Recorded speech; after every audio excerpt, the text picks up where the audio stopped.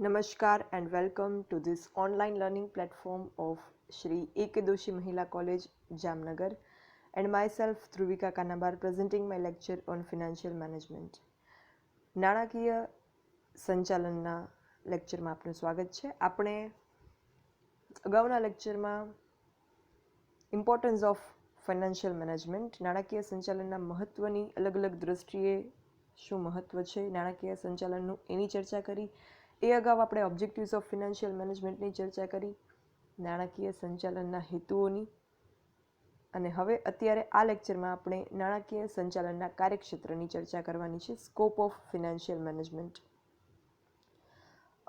નાણાકીય સંચાલનનું જે કાર્ય છે એ કેટલું વિસ્તરેલું છે, એમાં કઈ કઈ બાબતોનો સમાવેશ થાય છે એ બધું અહીંયા ડિસ્કસ કરવાનું આવશે. સંચાલનના નાણાં સંબંધી તમામ કાર્ય જે છે એ નાણાં સંચાલનના કાર્યક્ષેત્રમાં આવે. જ્યાં પણ સંચાલનમાં નાણાંનો ઉપયોગ કરવાનું હોય એને લગતું જે કાર્ય હોય એ નાણાં સંચાલનના કાર્યક્ષેત્રમાં આવે. જેમ કે એકમને કેટલા નાણાં જોઈશે, નાણાં કેવી રીતે મેળવવા, નાણાંના ઉપયોગ કઈ રીતે કરવો અને નાણાંના ઉપયોગ ઉપર અંકુશ રાખવો, આ બધી જ બાબતોના કાર્યનો સમાવેશ જે છે એ નાણાકીય સંચાલનમાં થાય. નાણાકીય સંચાલનમાં મુખ્ય 3 બાબતો આવે: નાણાંનું રોકાણ અંગેનો નિર્ણય, નાણાંના પ્રાપ્તિ સ્થાન અને નાણાંના રોકાણના પ્રમાણ અંગેનો નિર્ણય, અને ત્રીજું નાણાંના પુનઃરોકાણ અને નફાની વહેંચણી. મતલબ પહેલાં તો નાણાં જે છે એ રોકવાના ક્યાં છે, એ રોકાણ માટેના નાણાં મેળવશું ક્યાંથી, અને એ નાણાં મેળવ્યા પછી જે અર્થોપાર્જન થશે, જે નફો થશે, એનું પુનઃરોકાણ અને નફાની વહેંચણી કઈ રીતે કરશું. આ રીતે જે છે આટલી બાબતોનો સમાવેશ નાણાકીય સંચાલનના કાર્યક્ષેત્રમાં થાય. આ મુખ્ય બાબતો છે. અને નાણાકીય સંચાલનનું જે કાર્યક્ષેત્ર છે એ મુખ્ય 2 અભિગમોમાં વહેંચાયેલું છે. 2 એપ્રોચીસ જે છે એ નાણાકીય સંચાલનના કાર્યક્ષેત્રમાં છે. એક ટ્રેડિશનલ અપ્રોચ અને એક મોડર્ન અપ્રોચ. ટ્રેડિશનલ અપ્રોચ કે પ્રણાલિકાગત અપ્રોચ જે છે એ બહુ સંકુચિત દૃષ્ટિકોણ ધરાવતો હતો. એમાં માત્ર નાણાંના પ્રાપ્ત કરવાના કાર્યને જ મહત્ત્વ અપાતું હતું. જ્યારે કાર્યક્ષમ ઉપયોગનો જે બાબત હતી એ સંકુચિત અભિગમ હોવાથી એ પ્રણાલીગત અભિગમમાં મોડર્ન એપ્રોચમાં જે છે એ સમાવેશ થયો. ટ્રેડિશનલ એપ્રોચમાં નાણાંના કાર્યક્ષમ ઉપયોગની બાબત જે છે એનો સમાવેશ થતો નહોતો, કારણ કે એ ખ્યાલ છે એ સંકુચિત હતો. એ માત્ર ને માત્ર નાણાં પ્રાપ્ત કરવાના કાર્ય સુધી જે છે એ સીમિત હતો. ત્યારબાદ પ્રણાલીગત અભિગમ પછી જે મોડર્ન એપ્રોચ આવ્યો એ એપ્રોચમાં કાર્યક્ષમ ઉપયોગ નાણાંનો કઈ રીતે કરવો એ અભિગમ જે છે એને અપનાવવામાં આવ્યો. એટલે આધુનિક અભિગમ જે છે એ વિશાળ દૃષ્ટિકોણ ધરાવે છે એમ કહી શકીએ. એમાં નાણાંના આયોજનથી લઈ અને કાર્યક્ષમ ઉપયોગ અને નફાની યોગ્ય વહેંચણી તથા પુનઃરોકાણના નિર્ણયો જે છે એ આધુનિક સંચાલનના ખ્યાલ સાથે જોડવામાં આવે છે. તો નાણાંના જે આ બંને અભિગમો છે, મોડર્ન એપ્રોચ અને ટ્રેડિશનલ એપ્રોચ, પ્રણાલીગત અભિગમ જેમાં નાણાં પ્રાપ્ત કરવાનું કાર્ય આવે છે, અને આધુનિક અભિગમ કે જેમાં નાણાંના ઉપયોગની બાબત પણ આવે છે. આ બંને એપ્રોચની આપણે આગળ ઉપર ચર્ચા કરવાની છે. વિસ્તૃત ચર્ચા ત્યારે આપણે કરીશું. અત્યારે નાણાં સંચાલનના કાર્યક્ષેત્રમાં સામાન્ય રીતે જે છે એ મુદ્દાઓ આવે એનું ડિસ્કશન કરવાનું છે. તો જનરલ વેમાં એક નોર્મલ કોઈ પણ નાણાકીય સંચાલન હોય, કોઈ પણ એપ્રોચનું, એમાં મુખ્ય આ 6 કાર્ય જે છે એ એમાં સમાવિષ્ટ હોય જ નાણાકીય સંચાલનના કાર્યક્ષેત્રમાં. એ કયા કયા કાર્ય હોય? તો પેલું નાણાંનું આયોજન. જ્યારે આપણે ધંધાકીય એકમની સ્થાપના કરીએ ત્યારે આપણે સૌથી પહેલાં નાણાંને લગતી બાબત કઈ વિચારશું કે કેટલા નાણાં જોઈશે. ઉત્પાદનની પ્રક્રિયા કરવા માટે કે પછી માર્કેટિંગ માટે, કોઈ પણ ધંધાકીય બાબત માટે નાણાં જે છે એની જરૂરિયાતનો પહેલાં તો અંદાજ લગાવવો પડે. એટલે નાણાંનું આયોજન જે છે એ કરવું પડે. કેટલા નાણાં જોઈશે એનો અંદાજ તૈયાર કરાય, એના આધારે નાણાંનું આયોજન થાય કે જે નાણાં જોઈએ છે એ ક્યાંથી પછી મેળવવા. તો નાણાકીય અંદાજ તૈયાર કરવા જે છે એના માટે ધંધાનું સ્થાન, ધંધાનો વ્યાપ, સાધનોની જરૂર, સ્થિર મૂડી રોકાણની આવશ્યકતા, કાર્યશીલ મૂડીની આવશ્યકતા, આ બધી જ બાબતોનું ચોકસાઈપૂર્વક ગણતરી કરી અને પછી નાણાકીય જરૂરિયાતનો અંદાજ લગાવી શકાય. ધંધાનું સ્થાન જે છે એ કઈ જગ્યાએ છે? ધંધાનું સ્થાન એવી જગ્યાએ હોય કે જ્યાં જે છે એ કાચો માલ સસ્તા ભાવે મળી રહેતો હોય, ધંધાનો વ્યાપ જે છે એ હજી બહુ વિસ્તરેલો ન હોય, તો સાધનોની જરૂરિયાત સીમિત રહે. પછી સ્થિર મૂડી રોકાણની કેટલી આવશ્યકતા છે? એટલે સ્થિર મૂડી રોકાણમાં મિલકતો આવે, મકાન, મિલકત, પ્લાન્ટ, યંત્ર, એ બધું આવે. તો એ આપણા બિઝનેસને અનુરૂપ આપણે કેટલા જોઈશે એના ઉપરથી ખબર પડે કે ફિક્સ કેપિટલ ઇન્વેસ્ટમેન્ટ કેટલું થશે. પછી કાર્યશીલ મૂડીની આવશ્યકતા. કાર્યશીલ મૂડીની આવશ્યકતામાં working capital requirement. Working capital એટલે જે ધંધાના ડે ટુ ડે એક્સપેન્સીસને બેર કરવા માટે જે મૂડી જોઈએ, ધંધાના રોજિંદા ખર્ચ માટે જે મૂડી જોઈએ એને કહેવાય કાર્યશીલ મૂડી. તો ધંધો કયા પ્રકારનો છે એના પરથી ખ્યાલ આવે કે રોજિંદો ખર્ચ જે છે એ કેટલો થશે, એના ઉપરથી કાર્યશીલ મૂડીની આવશ્યકતાનો અંદાજ લગાવી શકાય. તો આ બધા જ ફેક્ટરને કન્સિડર કરી અને નાણાંનું આયોજન જે છે એ કરવામાં આવે, અંદાજ લગાવીને નાણાંની જરૂરિયાતનો, એટલે કે ફાઇનાન્શિયલ પ્લાનિંગ જે છે એ કરવામાં આવે આ બધા જ ફેક્ટરને કન્સિડર કરી. અને પછી સેકન્ડ આવશે કાર્યક્ષેત્ર નાણાંની પ્રાપ્તિ, એક્વાયરિંગ ફાઇનાન્સ. નાણાંની જરૂરિયાતનો અંદાજ લગાવી લીધો. હવે આપણે જે છે એ ક્લિયર થઈ ગયું કે આપણે કેટલા નાણાંની જરૂર પડશે. હવે આપણે ખરેખર નાણાંની પ્રાપ્તિ માટે જે છે એ ઓપ્શન્સ વિચારવાના છે. તો લાંબા સમયગાળાની નાણાકીય જરૂરિયાત અને ટૂંકા સમયગાળાની નાણાકીય જરૂરિયાત, એના આધારે નાણાંના વિવિધ પ્રાપ્તિ સ્થાનો જે છે એ પસંદ કરવામાં આવે. અમુક પ્રાપ્તિ સ્થાન એવા હોય કે જે લોંગ ટર્મ લોન આપતા હોય, અમુક પ્રાપ્તિ સ્થાનો એવા હોય કે જેમાં શોર્ટ ટર્મ ફંડ્સ મળતા હોય. તો એ પ્રાપ્તિ સ્થાન જે છે એ જે પ્રકારનું ફંડ જોઈતું હોય, લાંબા કે ટૂંકા ગાળાનું, એના આધારે પ્રાપ્તિ સ્થાનની પસંદગી કરવામાં આવે. અને આ પ્રાપ્તિ સ્થાનોની પસંદગી કઈ રીતે કરવી જોઈએ? તો જ્યાંથી એક્વાયરમેન્ટ ઓફ ફંડ્સ કરવાનું છે, એક્વાયરમેન્ટ ઓફ ફિનાન્સ કરવાનું છે, તો એ જે સોર્સિસ છે એના પ્રાપ્તિ સ્થાન જે છે એમાં નાણાકીય પડતરની એક તો તુલનાત્મક સરખામણી કરવી જોઈએ, comparative analysis of cost of capital. નાણાકીય પડતર એટલે નાણાં મેળવવા માટે જે ખર્ચ કરવો પડે એ. તમે નાણાં ઉછીના મેળવો તો એના પર વ્યાજ ચૂકવવું પડે કે અન્ય જે કંઈ ખર્ચ થાય, તો એ નાણાકીય પડતર કહેવાય. તો એ નાણાકીય પડતરની તુલનાત્મક સરખામણી કરવી પડે અને એ તુલનાત્મક સરખામણી પછી સૌથી ઓછા ખર્ચે કે નીચા દરે જે કરકસરયુક્ત પ્રાપ્તિ સ્થાન નાણાંનું હોય એને પસંદ કરવામાં આવે. શેર બહાર પાડવા, એમાં ડિવિડન્ડ ચૂકવવું પડે, ડિબેન્ચર્સમાં વ્યાજ આપવું પડે, લોન લઈએ તો એમાં પણ વ્યાજ આપવું પડે.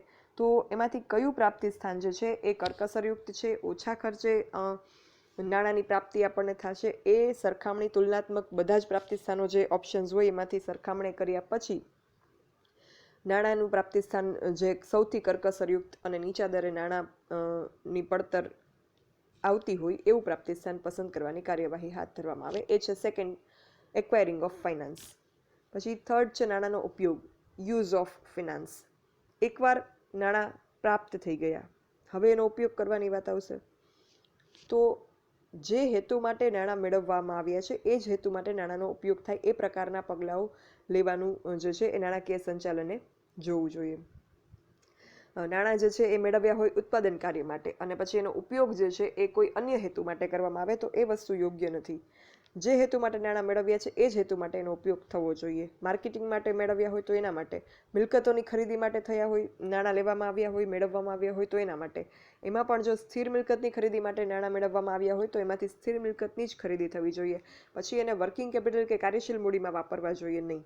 એનાથી જે છે એ જે અંદાજ હશે એક નાણાંની જરૂરિયાતનો એ સાચો પુરવાર થશે. અધરવાઇઝ જો નાણાંના જે હેતુ માટે નાણાં મેળવવામાં આવ્યા એ સિવાયના હેતુ માટે નાણાંનો ઉપયોગ થાય તો શું થાય કે જે કોઈ અંદાજ લગાવવામાં આવ્યા હશે નાણાંની જરૂરિયાતના એ અંદાજ ખોટા સાબિત થશે અને બજેટ જે છે એ ખોરવાઈ જશે ધંધાકીય એકમનું. ધંધાકીય ધ્યેયોની સિદ્ધિ માટે યોજના મુજબ નાણાંનો યોગ્ય ઉપયોગ થાય એ મહત્વની બાબત છે. નાણાંનો ઉપયોગ જે છે એ આડેધડ ના કરી શકાય, એકદમ પૂર્વાયોજિત હોવો જોઈએ. કઈ જગ્યાએ કેટલા નાણાંનો ખર્ચ થવો જોઈએ એ જે છે એ બધી જ બાબતનું અંદાજપત્ર મુજબ એનો ઉપયોગ થવો જોઈએ. વિશાળ એકમોમાં રોકાતા નાણાં જે છે એ જાહેર હિત સાથે પણ સંબંધિત છે. ધંધાકીય એકમ જે છે એમાં માત્ર ધંધાકીય એકમના માલિકનું જ હિત નથી સમાયેલું હતું, એમાં સમાજનું હિત પણ સમાયેલું હોય છે. આ વાત આપણે આગળ પણ એની ચર્ચા કરી હતી. સમાજનું હિત મતલબ સમાજના અન્ય પક્ષકારો જેમ કે ગ્રાહકો, તો એમનું હિત પણ એમાં સમાયેલું છે. ધંધાકીય એકમની વસ્તુઓ જે છે, ઉત્પાદન જે છે એનો ઉપયોગ કરે છે ગ્રાહકો, એના માટે નાણાં ચૂકવે છે, એટલે એમનું હિત પણ વિશાળ ધંધાકીય એકમ સાથે સંકળાયેલું છે. એ સિવાય શેરહોલ્ડર્સ, તો શેરહોલ્ડર્સ કેપિટલ પ્રોવાઈડ કરે છે, એમનું હિત પણ નાણાકીય ધંધાકીય એકમમાં સંકળાયેલું છે. એ સિવાય આવે કર્મચારીઓ, તો કર્મચારીઓ પોતાની સેવા આપે છે અને બદલામાં જે છે એ વેતન મેળવે છે, તો એમનું હિત પણ નાણાકીય બાબતો સાથે ધંધામાં સંકળાયેલું છે. સરકાર જે છે, સરકાર કરવેરા મેળવે છે અને બદલામાં જે માળખાગત સુવિધાઓ, ઇન્ફ્રાસ્ટ્રક્ચરલ ફેસિલિટીઝ મળવી જોઈએ ધંધાકીય એકમને એ આપે છે, એટલે સરકારનું પણ હિત સમાયેલું છે. તો એ રીતે વિશાળ ધંધાકીય એકમમાં જે નાણાં રોકાતા હોય એમાં જાહેર હિત પણ સંબંધિત હોય છે. એટલે નાણાંનો કાર્યક્ષમ ઉપયોગ કરવો, એફિશિયન્ટ યુટિલાઇઝેશન ઓફ ફિનાન્સ જે છે એ બહુ જ જરૂરી છે. અને જાહેર હિતમાં જે યોગ્ય વળતર મળવું જોઈએ, ધંધા સાથે સંકળાયેલા પક્ષકારોને સામાજિક જવાબદારીઓ નિભાવવી જોઈએ, એ બધું જે છે એ નાણાં સંચાલનની જવાબદારી છે. એટલે આ જવાબદારી ક્યારે પરિપૂર્ણ થઈ શકે? માત્ર ને માત્ર જ્યારે નાણાંનો ઉપયોગ કાર્યક્ષમ રીતે કરવામાં આવે, યોગ્ય ઉપયોગ કરવામાં આવે ત્યારે. Proper and efficient utilisation of finance is essential by the financial management department. પછી થર્ડ છે આવકની વહેંચણી, ડિસ્ટ્રીબ્યુશન ઓફ ઇન્કમ. હવે નાણાં મેળવી લીધા, નાણાંનો ઉપયોગ કર્યો, તો નાણાંના ઉપયોગ પછી શું અપેક્ષા રાખવામાં આવે? તો નાણાંનો ઉપયોગ જે છે એ ઉત્પાદન કાર્ય માટે કે સેવા ક્ષેત્રમાં પ્રવૃત્તિ માટે કરવામાં આવ્યો હશે. અને નાણાંના ઉપયોગના અંતે જે છે એ જેની અપેક્ષા રાખવામાં આવે એ છે આવક, ઇન્કમ, અર્થોપાર્જન. તો આ આવક જે છે એની વહેંચણી કરવા માટે, એટલે આવક એટલે પાછા અગેન નાણાં અહીંયા આવ્યા, નાણાંનો ખર્ચ કર્યો એટલે નાણાં રિટર્ન આવ્યા. તો આ જે આવક થઈ છે, જે કમાણી થઈ છે, એનું વહેંચણી કઈ રીતે કરવી એ પણ ફિનાન્શિયલ મેનેજમેન્ટનું કાર્ય છે. એટલે માત્ર ખર્ચાઓ એકમના એના ઉપર ફિનાન્શિયલ મેનેજમેન્ટ જે છે એ સુપરવાઇઝ નથી કરતું. આવક જે છે એનું પણ અહીંયા સુપરવિઝન કરવામાં આવે છે. ડિસ્ટ્રીબ્યુશન ઓફ ઇન્કમ કઈ રીતે થવું જોઈએ એ પણ નાણાકીય સંચાલનના કાર્યક્ષેત્રમાં આ બાબતનો પણ સમાવેશ થાય છે. નાણાંના ઉપયોગના અંતે જે છે એની કાર્યક્ષમ ઉપયોગના અંતે પ્રાપ્ત થયેલ જે નફો હોય, નફો એટલે કે ધંધાની આવક, આ નફાની યોગ્ય વહેંચણી કરવાની જવાબદારી જે છે એ નાણાકીય સંચાલનની છે. જ્યારે આવક, નફો મળે, તમે વાર્ષિક હિસાબો બનાવો છો તો એમાં આપણને પહેલાં કાચો નફો મળે, ગ્રોસ પ્રોફિટ, પછી આપણને ચોખ્ખો નફો મળે, નેટ પ્રોફિટ, અને પછી આપણે એમાંથી ડિવિઝિબલ પ્રોફિટ, વહેંચણીપાત્ર નફો જે છે એ શોધતા હોઈએ. તો આ વહેંચણીપાત્ર નફો કે વહેંચણીપાત્ર આવક, ડિવિઝિબલ પ્રોફિટ કેલ્ક્યુલેટ કરતાં પહેલાં depreciation, reserve, flowing back of profit, investments, આ બધી જ બાબતનું આપણે જોગવાઈ કરીએ છીએ. વહેંચણીપાત્ર નફો નક્કી કરતાં પહેલાં ઘસારો, અનામત ફંડની જોગવાઈ, નફાના પુનઃરોકાણની જોગવાઈ, આ બધી જ બાબતોની જોગવાઈ કરી અને પછી જે નફો બચે એ નફાને આપણે ડિવિડન્ડ તરીકે ડિસ્ટ્રીબ્યુટ કરીએ છીએ અમંગ ધ શેર હોલ્ડર્સ. આ ડિવિડન્ડની વહેંચણી માટે પણ એક નીતિ જે છે એ નક્કી કરવી પડે કે જેનાથી શેર હોલ્ડર્સ જે છે એમને અન્યાય થયો હોય એમ જે છે એ ન લાગે. તો શેરહોલ્ડરોનો વિશ્વાસ પ્રાપ્ત કરવા માટે પછી ડિવિડન્ડ નીતિ પણ એક નક્કી કરવી જોઈએ. તો આ રીતે જે આવકની વહેંચણી છે એ યોગ્ય રીતે થવી જોઈએ. આવકની વહેંચણી યોગ્ય રીતે થશે એનાથી જે છે એ ભવિષ્યની નાણાકીય જરૂરિયાતો સંતોષવાના માર્ગ ખુલશે. પછી ફિફ્થ છે નાણાકીય નીતિ નક્કી કરવી, two determine the financial policy. એકમના તમામ વિભાગોની નાણાકીય જરૂરિયાત, આવક, ખર્ચના નિર્ણયો અંગેની નીતિ નક્કી કરવાનું કાર્ય નાણાં સંચાલનનું છે. નાણાંની જરૂરિયાત કેટલી રહેશે, એ નાણાં ક્યાંથી મેળવશું, કેટલી આવક થવી જોઈએ, કેટલા ખર્ચ થશે, આ બધી નીતિ જે છે એ નાણાકીય સંચાલન દ્વારા નક્કી કરવી જોઈએ. અને આના દ્વારા જે છે એ આવક વધારવાના અને ખર્ચ ઘટાડવાના પ્રયત્ન જે છે એ નાણાકીય સંચાલન દ્વારા થતા હોય એ પ્રકારની નીતિ જે છે એ નક્કી કરવામાં આવતી હોય કે જેનાથી આવકો વધે અને ખર્ચ ઉપર અંકુશ રહે. સાધનો અને કાચા માલ સામગ્રીની ખરીદી અંગેની નીતિ પણ નાણાકીય સંચાલક નક્કી કરે છે. કેવા સાધનો ખરીદવા, કેવો કાચો માલ ખરીદવો કે જેનાથી ખર્ચ જે છે એની પાછળ થતો એ ખર્ચને ઘટાડી શકાય. પછી વિવિધ વિભાગોનો જે સામાન્ય ખર્ચ હોય, વહીવટી વિભાગ હોય, ઓફિસ હોય તો ઓફિસ ખર્ચા થતા હોય, કારખાનામાં કારખાના ખર્ચા થતા હોય, માર્કેટિંગ ડિપાર્ટમેન્ટ હોય તો એમાં વેચાણ વિતરણને લગતા ખર્ચાઓ થતા હોય, સેલ્સ એન્ડ ડિસ્ટ્રીબ્યુશન એક્સપેન્સીસ. તો આ જે એક્સપેન્સીસ છે કે મજૂરી છે એનું ધોરણ પણ નાણાકીય સંચાલન નક્કી કરે છે કે આ એક્સપેન્સીસ જે છે એ કેટલા પ્રમાણમાં થવા જોઈએ. અને આ ધોરણ, આ નીતિ, નાણાકીય નીતિ એવી રીતે નક્કી કરવી જોઈએ કે જેનાથી ખર્ચ બને એટલો ઘટાડી શકાય, આવક જે છે એને વધારી શકાય અને ઓપ્ટિમમ યુટિલાઇઝેશન ઓફ રિસોર્સિસ, સંસાધનોનો ઇષ્ટતમ ઉપયોગ થઈ શકે એ પ્રકારની વ્યવસ્થા નાણાકીય સંચાલકે કરવી જોઈએ. અને 6th પોઈન્ટ છે લાસ્ટ, નાણાકીય અંકુશ, ફિનાન્સ કંટ્રોલ. નાણાકીય અંકુશ એટલે શું? તો નાણાંનો વપરાશ, નાણાકીય નિર્ણયોની યોગ્યતા, હિસાબી વિશ્વસનીયતા, આના માટે નાણાકીય અંકુશ જે છે એ નાણાકીય સંચાલનનું મહત્વનું સાધન છે. નીતિ નિયમો અનુસાર નાણાંનું નિર્ધારિત સમયે અને નિર્ધારિત ધોરણે કાર્ય થયું છે કે નહીં એ ચકાસણી કરવી એટલે નાણાકીય અંકુશ. અને આ નાણાકીય અંકુશ જે છે એના માટે અલગ અલગ પ્રકારની ટેકનિક્સ છે, ટૂલ્સ છે. અકાઉન્ટિંગમાં, ઇકોનોમિક્સમાં એ ટૂલ્સ એન્ડ ટેકનિકનો ઉપયોગ કરી અને ફિનાન્સ કંટ્રોલ જે છે એનું કાર્ય કરવામાં આવે છે. કઈ ટૂલ્સ એન્ડ ટેકનિક? તો આપણે ઓડિટિંગમાં એક ડિસ્કસ કર્યું હતું ઇન્ટરનલ ઓડિટ, આંતરિક ઓડિટ. એ એક ફાઇનાન્સ કંટ્રોલનું એક ટૂલ છે. આંતરિક ઓડિટ જે છે એ શું હતું? તમે રિવાઇઝ કરો, ઓડિટ યાદ કરો તો આંતરિક ઓડિટ એટલે ધંધાકીય એકમના કર્મચારીઓ દ્વારા જ જે છે એ ધંધાકીય એકમના હિસાબો તપાસવામાં આવે. તો એનાથી શું ખબર પડશે કે ખર્ચ જે છે એ ખોટી રીતે વધારે નથી ને, એ બાબત ખ્યાલ આવશે. તો આંતરિક ઓડિટ ફિનાન્સ કંટ્રોલનું એક ટૂલ છે, સાધન છે. પછી ગુણોત્તર વિશ્લેષણ, રેશિયો એનાલિસિસ, એ તમારે અકાઉન્ટમાં આવે. એમાં તમે જે છે રેશિયોઝ ફાઇન્ડ કરો. તો એ રેશિયોઝ જે ડિફરન્ટ છે, ચોખ્ખા નફાનો ગુણોત્તર, ડેપ્ટ equity ratio, sales ratio, profit ratio. તો આ રેશિયોઝ ઉપરથી શું ખ્યાલ આવે? એના ઉપરથી પણ જે છે એ ફિનાન્સ કંટ્રોલ, નાણાકીય અંકુશ જે છે એ મૂકી શકાય. પછી એ સિવાય છે સમતૂટ વિશ્લેષણ, બ્રેક ઇવન એનાલિસિસ, જે તમારે મેનેજમેન્ટ અકાઉન્ટમાં આવે છે. તો એ બ્રેક ઇવન એનાલિસિસ જે છે એનાથી શું થાય? તો એનાથી પણ જે છે એ નાણાકીય અંકુશ રાખવામાં આવે છે, નફાના અંદાજ લગાવવામાં આવે છે. બ્રેક ઇવન પોઈન્ટ મતલબ નહીં નફો નહીં નુકસાન, એવો એક પોઈન્ટ. બ્રેક ઇવન પોઈન્ટ પછીનું ઉત્પાદન હશે એના ઉપર પ્રોફિટ થશે. તો આ પણ જે છે એક નાણાકીય અંકુશનું સાધન છે. પછી અંદાજપત્રીય અંકુશ, બજેટરી કંટ્રોલ, આ પણ તમારે અકાઉન્ટમાં થિયરી પણ આવે છે અને તમે સમ્સ પણ જે છે એ કરો છો calculate. Cash budget and flexible budget, રોકડ અંદાજપત્ર અને ચલિત અંદાજપત્ર. તો એ પણ જે છે એ એક ફિનાન્સ કંટ્રોલનું એક ટૂલ છે.